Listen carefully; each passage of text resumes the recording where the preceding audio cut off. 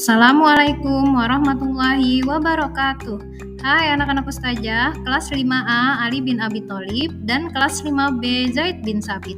Apa kabarnya anak-anak? Semoga kalian selalu sehat ya. Hari ini bersama Ustazah Kiki kita akan belajar tematik tema 2 muatan pelajaran IPS.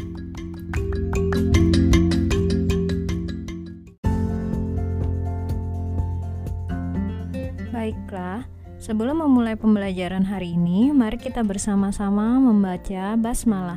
Bismillahirrahmanirrahim. Baiklah anak-anak ustazah, silahkan ambil buku tematiknya, buka halaman 104. Kita akan belajar tentang muatan pelajaran IPS.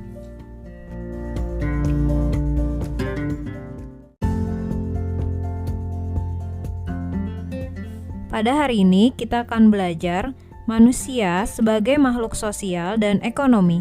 Amatilah gambar pada halaman 104. Gambar tersebut memperlihatkan bahwa kita tidak dapat hidup tanpa berinteraksi dengan orang lain. Artinya, kita tidak dapat hidup sendiri. Banyak kebutuhan hidup tiap-tiap orang yang tidak dapat dipenuhinya sendiri. Kita juga memerlukan keberadaan orang lain untuk saling bertukar pemikiran, saling bantu, dan saling bekerja sama. Itulah sebabnya manusia dikatakan sebagai makhluk sosial.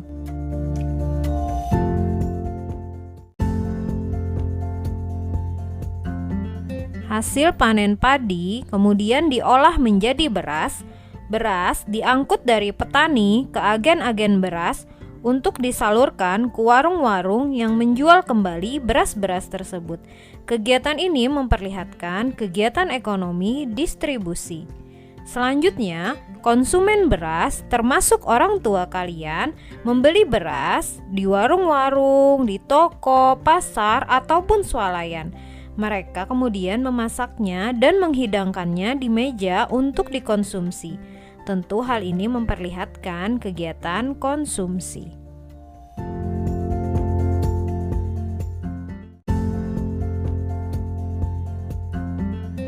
Selain sebagai makhluk sosial, manusia juga merupakan makhluk ekonomi, karena manusia berusaha untuk memenuhi semua kebutuhannya. Contohnya saat kita merasa lapar, apa yang kalian lakukan? Pastinya untuk memenuhi kebutuhan tersebut, kalian akan mencari makanan kemudian memakannya. Contoh lainnya, kalian kan sebagai siswa pasti perlu seragam, sepatu, buku, peralatan tulis, dan lainnya. Tentunya orang tua akan berusaha memenuhi kebutuhan kalian tersebut. Nah, itu artinya kita sebagai makhluk ekonomi. Dalam lingkup yang lebih luas, tentunya masyarakat pun melakukan hal yang sama.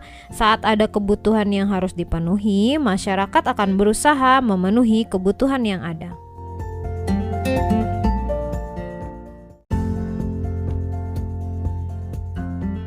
Selanjutnya, kita akan membahas kegiatan ekonomi yang bertanggung jawab. Kegiatan ekonomi yang bertanggung jawab itu merupakan kegiatan yang memikirkan dampak yang nantinya akan terjadi, baik dalam jangka waktu pendek maupun panjang, sehingga nantinya pelaku ekonomi seperti konsumen, produsen, dan distributor tidak melanggar aturan-aturan yang ada di masyarakat.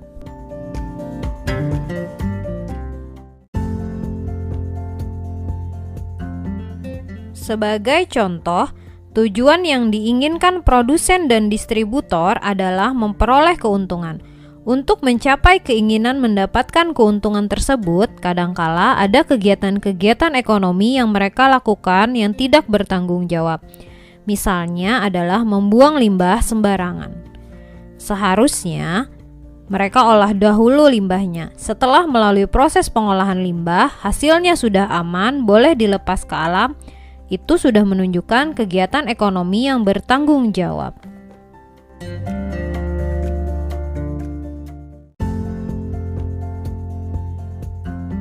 Contoh kegiatan ekonomi yang bertanggung jawab lainnya ialah 1.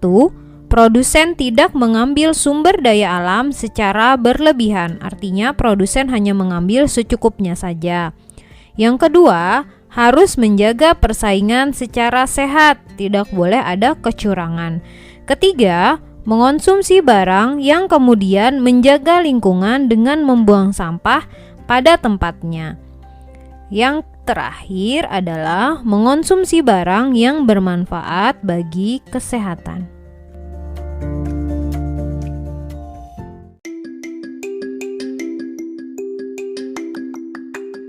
Demikian pembelajaran kita hari ini.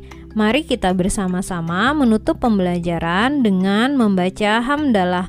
Alhamdulillahirabbil alamin. Salah hilap mohon maaf. Assalamualaikum warahmatullahi wabarakatuh.